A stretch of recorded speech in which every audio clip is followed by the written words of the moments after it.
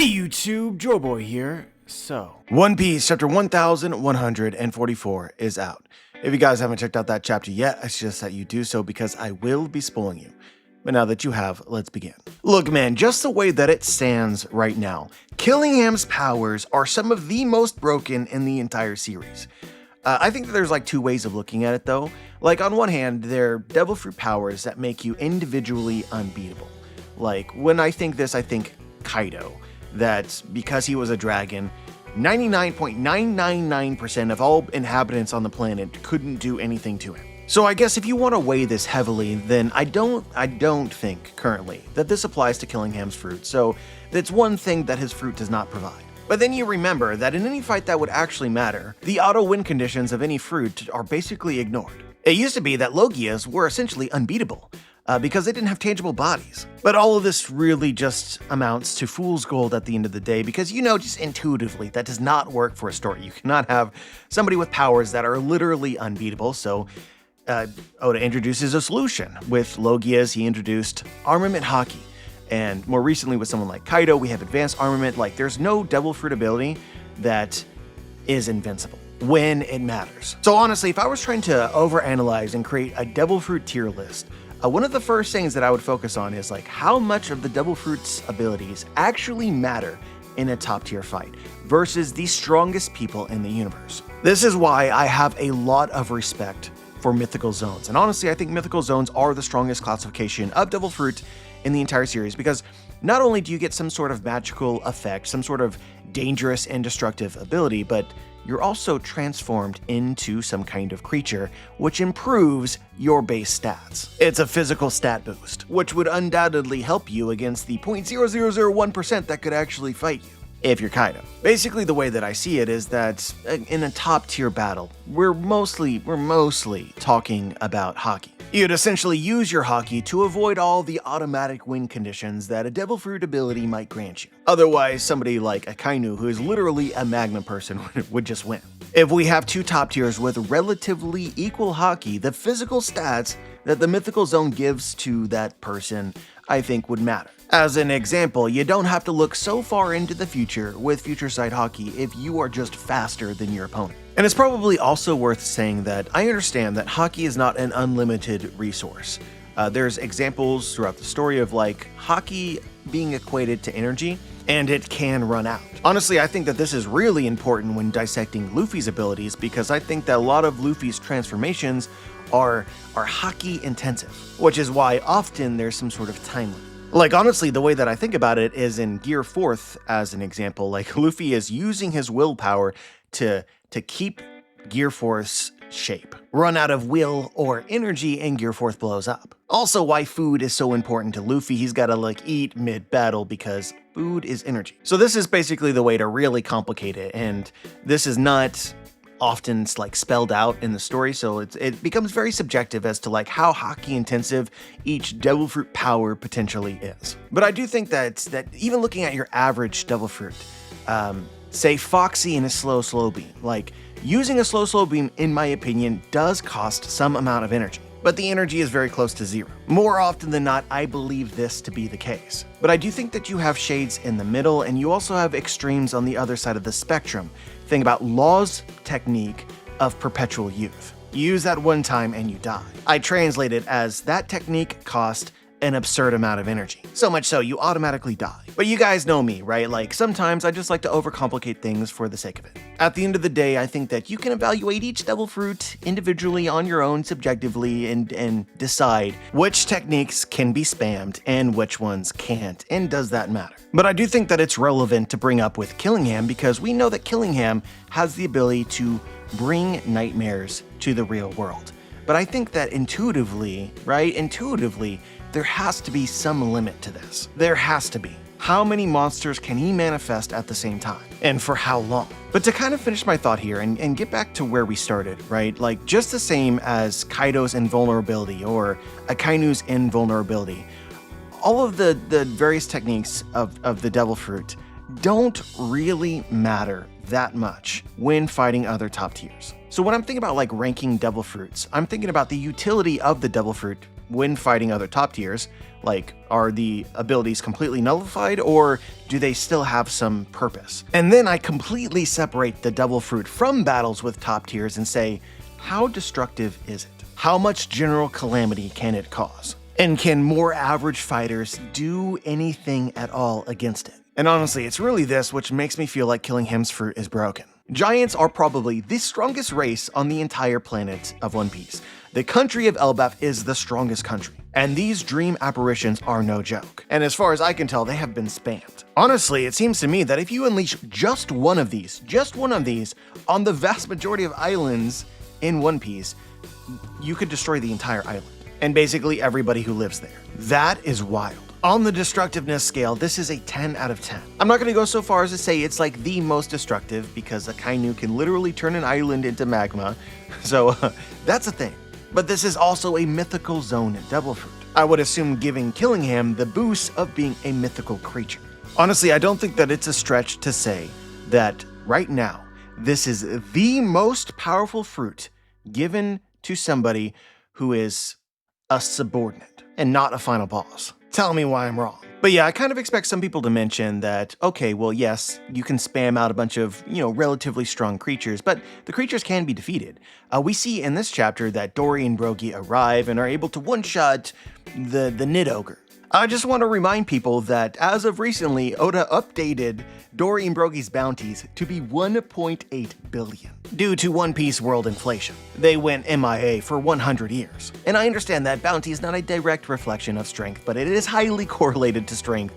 And Oda is trying to communicate that Dory and Brogy are among the top tiers in the world of One Piece.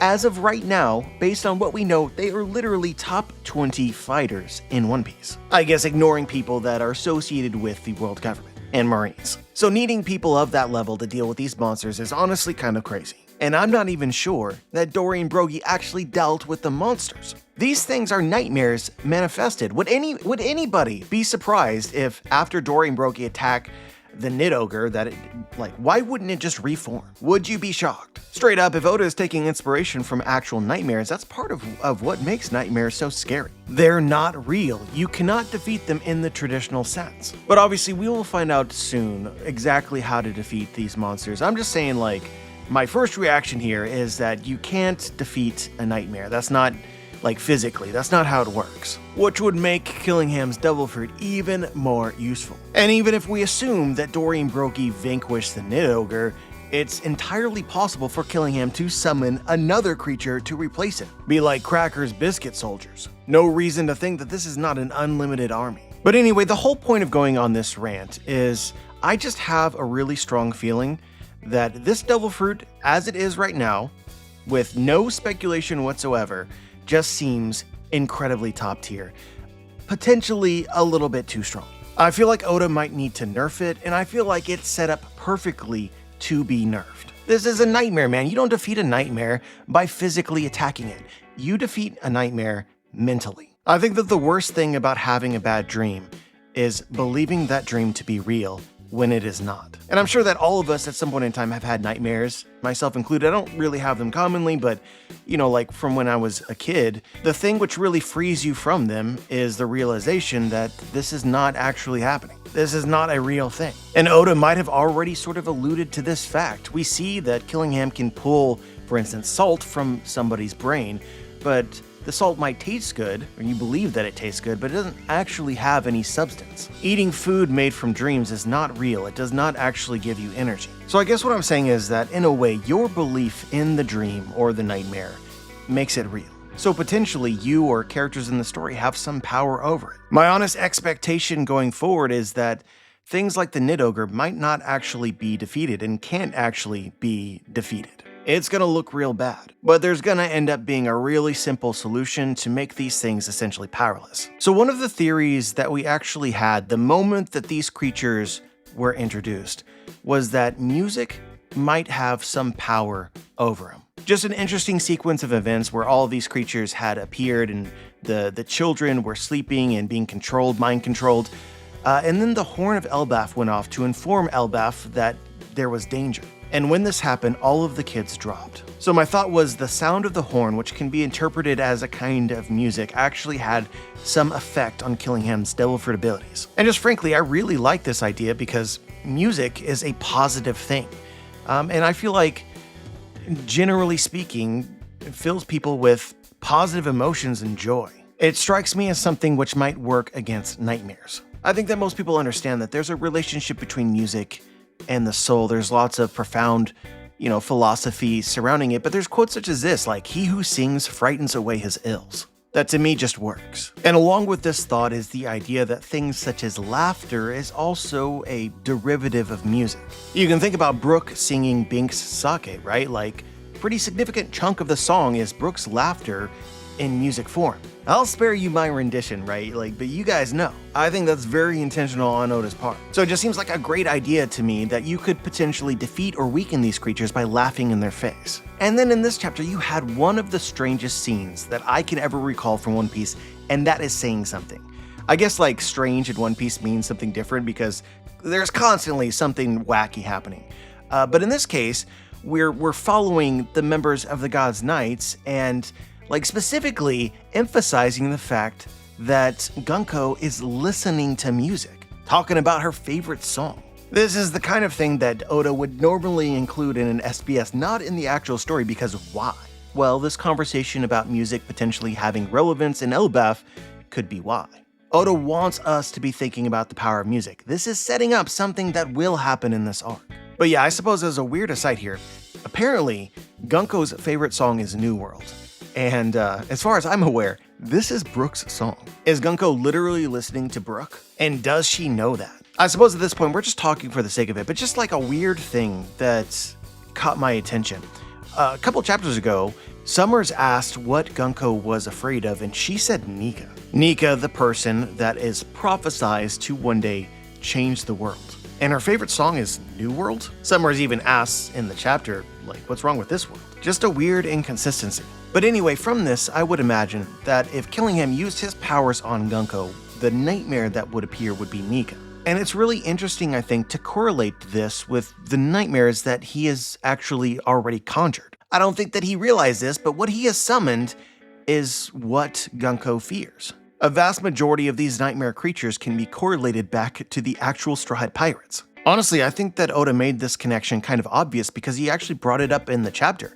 Brooke sees the Draugr and thinks to himself, well, it's a big version of me. Then you just go down the list, right? First off, we summon an actual Nika. I'm sure I wasn't the only one that was reminded of Zeus with the lightning cloud that we saw in this chapter, right? And Zeus is a minion of Nami. The soul ghost thing also reminds me of Brooke. And even if these things aren't directly correlated with the Straw Hats, they are potentially correlated with, Straw Hat allies. There's a thing which resembles, in my opinion, Kuma. We have a giant, a dragon like a Momonosuke, a snake which reminds me of the people of Amazon Lily or of Nola. So beyond being the fears of giant children, this is also probably the future fears of the celestial dragons brought to life. It seems symbolic. But I guess finally, before we move on from this, I just have one additional question.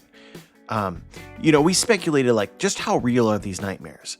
And it's just interesting to me that we know that the weakness of the island of Elbaf and Adam Tree is lightning and fire. So the way that I understand it is that the creatures that Killingham summoned are not just sticking around the children.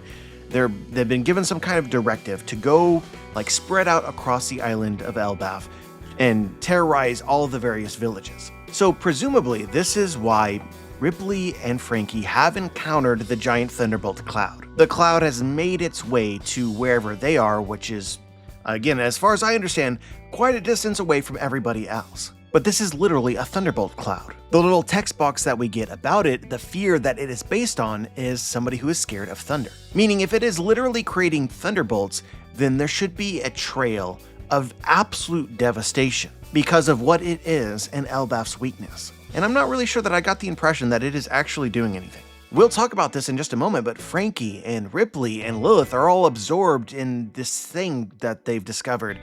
And they don't even realize that this creature is right there, which is pretty much impossible if it's causing a fire on its path to them. This thing would not sneak up on them. So perhaps this is the closest thing that we have right now to confirmation that they're basically powered by your fear. And it's kind of like that philosophical question of, if a tree falls in the forest and no one is around to hear it, does it make a sound? I guess I'm just wondering if nobody is around these things, do they literally do nothing? But anyway, the other real eye-catching thing about this chapter happened at the very beginning. Frankie and Ripley are investigating Treasure Tree Adam, and they stumble upon ancient ruins, which looks a lot like an ancient robot. Actually, visually speaking, it looks a lot like the robots from Laputa, Castle in the Sky, which is a Studio Ghibli film. So I guess we should dive headfirst into this comparison. I want to spare you all the details here because we've talked about this before.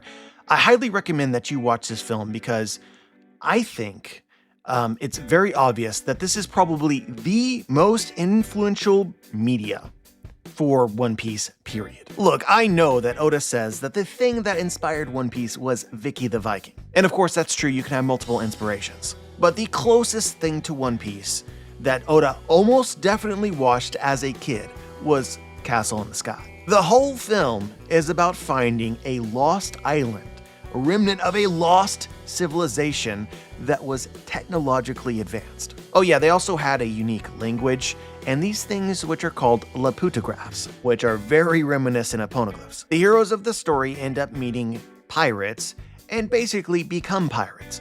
Oh, and by the way, these pirates are essentially one for one with the Big Mom pirates. A character called Mom was the leader. Everyone is looking for Laputa, the castle in the sky, and ultimately the villains of the film are something similar to the Marines and Cypherpole agents of the world government. Honestly, One Piece is like you took Castle in the Sky and just wanted to make that story more epic. So with this in mind, you can look at the ruins in Elbaf and look at the robots in Castle in the Sky. I think it bears a striking resemblance. And I wonder if there could be some kind of clue here. Now, we already knew that the past was more advanced than the present in the story of One Piece.